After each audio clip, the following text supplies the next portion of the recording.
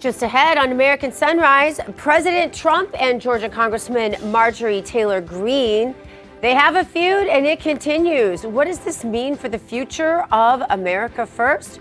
We have the coverage throughout the show.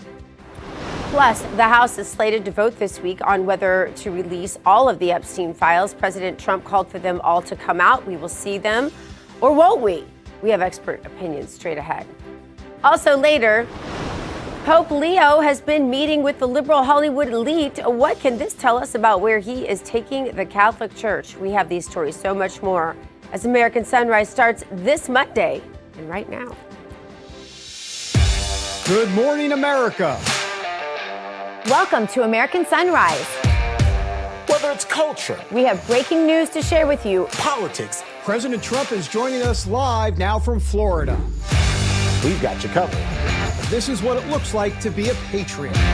We have to protect the American family. The American dream is still alive. I'm David Brody. I'm Terrence. And I'm Dr. Gina.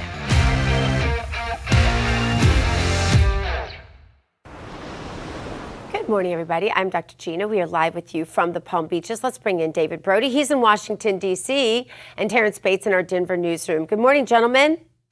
Good morning. Lady Top of the and morning. gentlemen, good morning to both of you. So look, let's just get right to our top story. Dr. Gina, you alluded to it at the very top.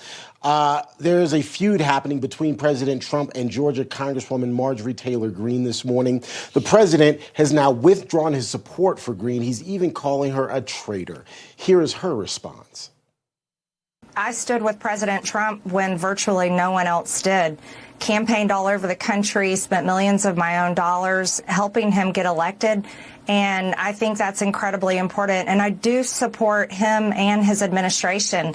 And I support them in delivering the campaign promises we made to the American people. His remarks, of course, have been hurtful. However, I have something in my heart that I think is incredibly important for our country. And that is to end the toxic fighting in politics. And this has been going on for years, and it has divided our country, split up friends and families, neighbors, and it's not solving our problems. For more, let's bring in RAV Chief White House Correspondent Brian Glenn to discuss. Brian, good morning to you. Good morning, Terrence. So look, let's start here. What's the mood at the White House this morning after what was, by most intents and purposes, a pretty contentious weekend? Yeah, it was. President Trump pushing out that True Social there over the weekend, really kind of officially denouncing his support for Marjorie Taylor Greene. Now, they have been in different camps as far as early on the Epstein files. She was signed on to the discharge petition with Thomas Massie and a few other Democrats. And obviously, that was one thing that the Republican Party, President Trump, was absolutely against. But now President Trump, as of last night, has kind of reversed his stance on that, and now is encouraging Republicans to vote on that releasing the files. That happens tomorrow night. It's a Tuesday night vote, Terrence. But it's been kind of a interesting weekend, as you can imagine. I'm kind of like the kid in the middle between two divorced parents going through their conflict. But as you just heard, Marjorie has been very strong and very supportive of President Trump's America First agenda. And Terrence,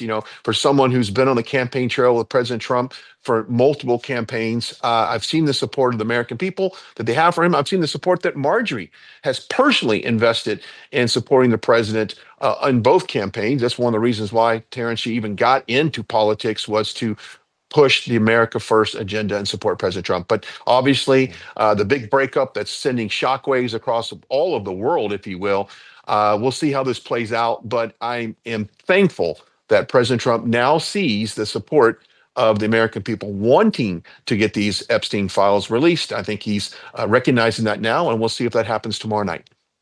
Brian, you mentioned, that discharge petition vote, which is set to happen tomorrow. Is the White House actively engaged in, if you will, lobbying lawmakers either way, particularly after the president's post in which he said release all of the documents that are legally available? Are they talking to lawmakers? Are they lobbying to try to help with that vote?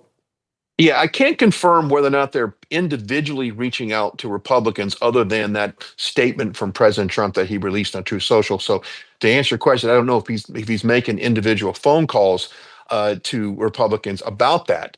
But we'll see what that vote looks like tomorrow night. I imagine the world will be watching. And I will say this, with the political, Marjorie went on and talked about the political industrial complex and all of the visceral that happens in politics, and we've all seen it throughout the years.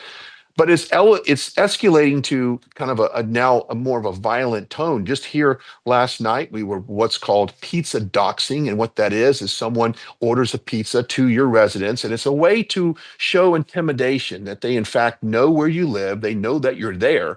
And this happened here. It happened at another family's residence, and there's also a bomb threat, a pipe bomb threat at their business, which is not here in Rome. It's in another city outside of Atlanta. That was confirmed by police yesterday at the same time that the pizza doxing was happening here. So some of the rhetoric that you see online, not particularly from President Trump, but from what I call paid social media activists that have really fueled the flames between the two individuals. So that's elevating to now a point of violence or potential violence, and I think there's no place for that in politics. We can disagree on policy, Terrence, and Dr. Gina.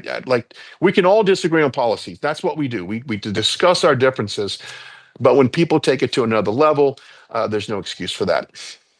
No, absolutely. There's a way to do that in a way that is humane and in a way that is civil. Brian Glenn reporting for us this morning. We'll be, of course, getting more from you from the White House later on this week. Brian, always good to see you, my friend. Thank you so much. Thank you, guys. Good morning. Thank you. Absolutely. All right, folks, let's send things over to Dr. Gina for our Bible verse. Dr. G, good morning. Good morning. Today's Bible verse is from Isaiah 30, verse 21. Your ears shall hear a word behind you saying, this is the way, walk in it. Whenever you turn to the right hand or whenever you turn to the left. God will always guide us. So isn't that a good message to start our Monday? Now over to the Epstein files, where the House is slated to vote this week, as Terrence and Brian just discussed, on whether to release all of them.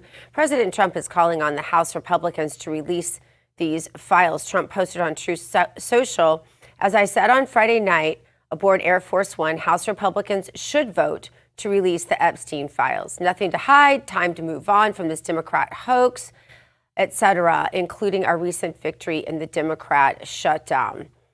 For more, let's bring in GOP strategist, retired Navy Captain Armin Kurdian. Armin, would you vote for this? And will it go anywhere? And by the way, if they're released, are they just going to be all redactions? Because that's pretty much, I feel like, what we get when things are released these days.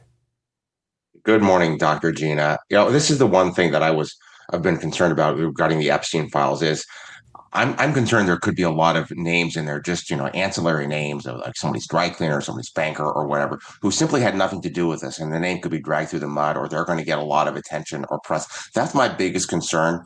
Honestly, I think if there was anything that was juicy that was left in these files, and I could be wrong in this, but I think it would have probably already been leaked by now. The media, the left-wing media is talking about Trump, the Epstein files, yet there's a litany of high-profile Democrat names from Bill Clinton on down who are also, quote unquote, associated with Jeffrey Epstein. So, if they want to go ahead and release them, go ahead. I'm just concerned that some people may just get damaged ancillary in this release. And I really don't know if there's going to be anything in there that the American people are going to see. If they don't see anything juicy, they're going to think that something's been left out. Armin, you're not saying, though, that Americans shouldn't have full transparency on all things just in case someone innocent is named? Because, doesn't the transparency, can't we just take that one more step and investigate that, and then we'll know the truth on that?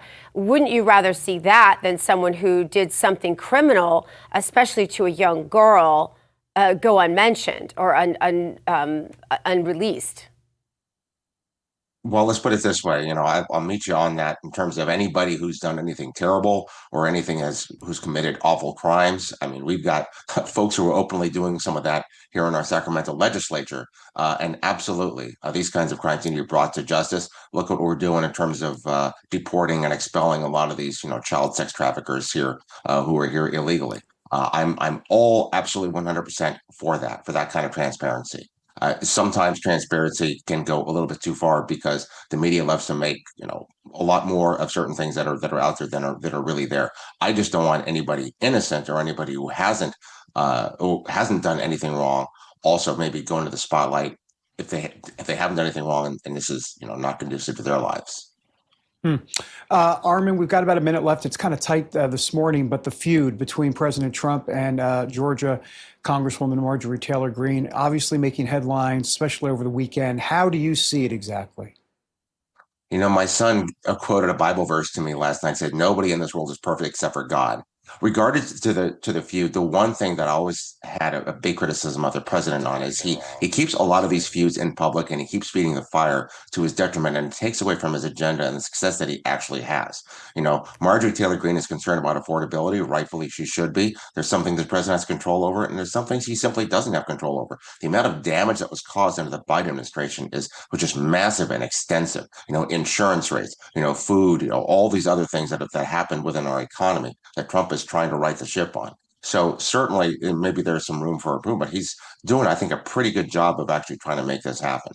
So, this feud, I think a lot of folks are trying to play it up because, they don't like Donald Trump and they're just focusing on the next big thing to go after him. And look, they were saying that the Republicans were about ready to come apart on the shutdown when in fact they actually weren't. So, this will eventually go away like the Trump-Musk feud did, or like Trump feuds with everybody else, with Liz Cheney and everyone else. It eventually goes out of the mainstream media cycle, and Trump can get back to the business of actually leading the country and making life better for Americans.